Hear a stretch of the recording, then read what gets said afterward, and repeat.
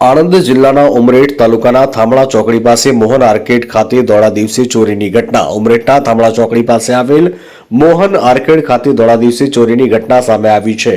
મોહન આર્કેડમાં આવેલા એક જ્વેલરી શોરૂમના ઉદઘાટન પ્રસંગે હાજર રહેલ મહેમાનની પાર્ક કરેલી અર્ટિગા કારમાંથી અજાણ્યા ચોરોએ ચોરી કરી હતી. મોહન આર્કેડની બહાર પાર્ક કરેલી અર્ટિગા કારનો કાચ તોડી ચોરોએ બે નાની બેગની ચોરી કરી હતી, જેમાંથી એક બેગમાં સોનાની બે બંગડીઓ તથા આઈફોન 16 પ્લસ મોબાઈલ ફોન સહિત કુલ અંદાજે રૂપિયા 5,35,000 જેટલા મૂલ્યના સામાનની ચોરી કરવામાં આવી હોવાનું જાણવા મળ્યું છે. ચોરી કર્યા બાદ ચોરો સ્થળ પરથી ફરાર થઈ ગયા. ઘટનાની જાણ થતાં ઉમરેઠ પોલીસ તાત્કાલિક ઘટના સ્થળે પહોંચી અને આ મામલે કાયદેસરની કાર્યવાહી હાથ ધરી આગળની તપાસ શરૂ કરી છે. આણંદથી બસર મલિકનો રિપોર્ટ.